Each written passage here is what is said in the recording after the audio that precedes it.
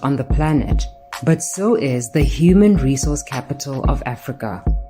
It is estimated that at least 18 million Africans live between Europe, North America, and the Middle East.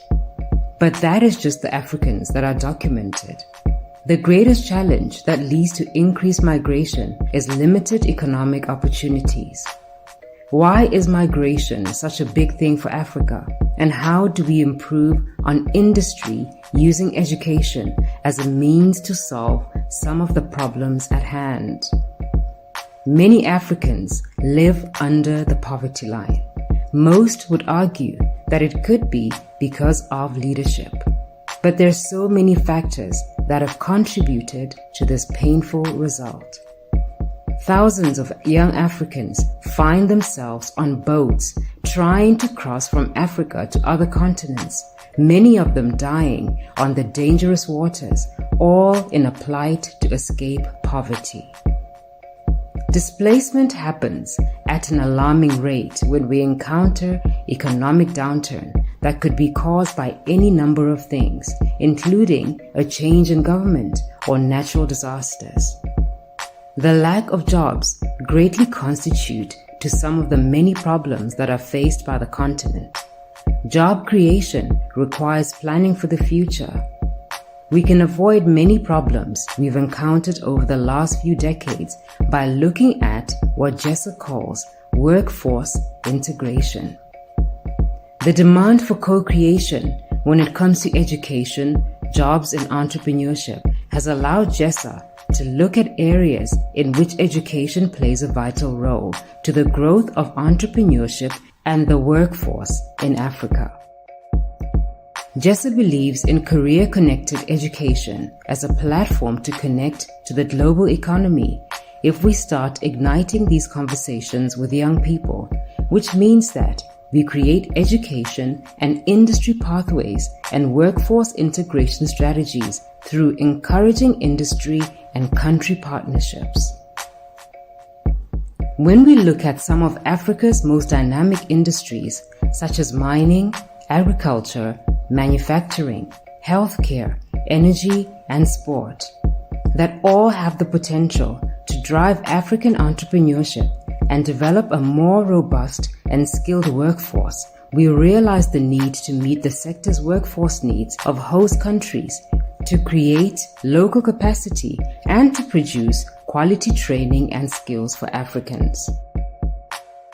As Africa continues to develop its free trade agreement, it's also important to examine the free trade agreements we may have with other countries or those that could be established through education collaborative partnerships and pathways, helping to build stronger networks, benchmarking on investment, job creation, and the economic growth of Africa.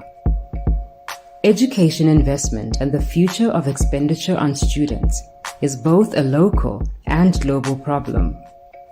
There is an opportunity for shared investment as long as there are partnerships in place that allow for the benefit of host countries and countries of origin.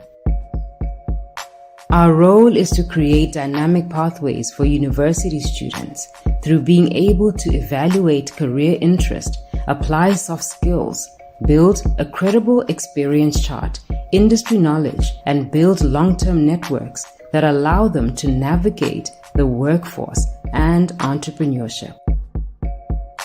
The world experience with COVID-19 is forcing us to do a huge shift in how prospecting needs to occur. It has allowed opportunities for choice, incentive-based marketing, and engagement that is personalized. Prospective students and their families are seeking more than just a university degree, but rather an experience. The student experience is more than just studying and living abroad.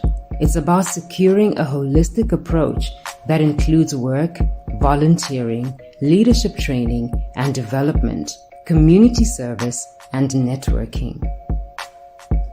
According to the United Nations, Africa has the youngest population in the world, with 70% of sub-Saharan Africa under the age of 30.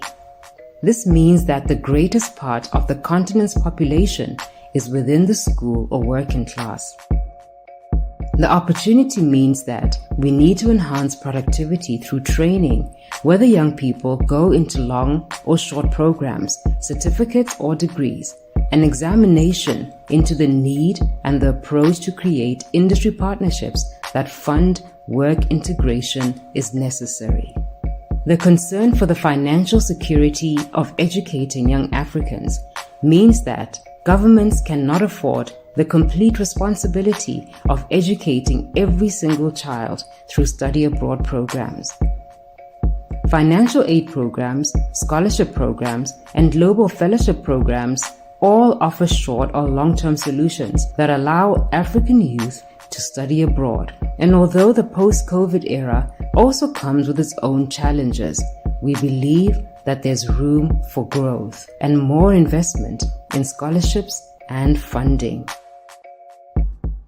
There are many challenges within the educational and educational financial sectors. Some of them include online scamming and, in the worst case scenario, human trafficking. Partnerships in scholarships, even from Partnerships for Africa, allow young people to get credible information about how to navigate scholarships and how to do it in a more efficient manner.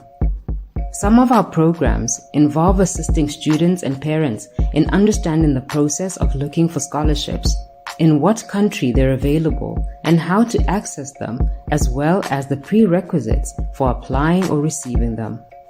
Even when a government or organization offers scholarships, there are thousands of people applying for the same scholarships, which means that requirements are often incredibly demanding.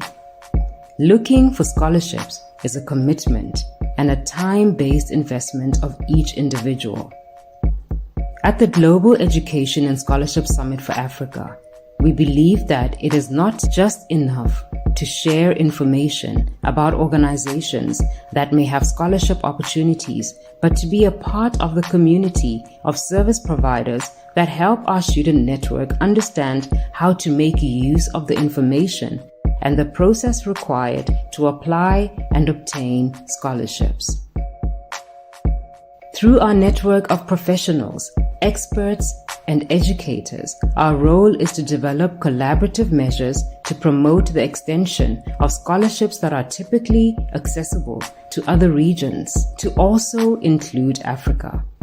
This includes award programs that would need to align their participation with increasing recruitment plans for Africa.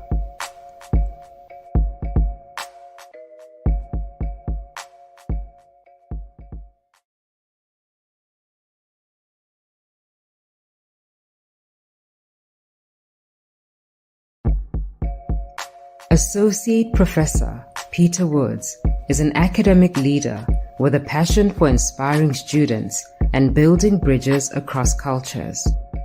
He serves as director of the Griffith Business School while continuing to develop the next generation of culturally competent managers through teaching and research and PhD student supervision in the Department of Business Strategy and Innovation. He leads the EQUIS accreditation process with the Griffith Business School. His award-winning research has been published in leading international academic journals, including the Journal of Business Ethics and Information Technology and People. His graduate and undergraduate teaching has been recognized by multiple awards, including the prestigious 2010 Australian Learning and Teaching Council Award for Teaching Excellence, Internationalization, and Brisbane's Best Lecturer 2010.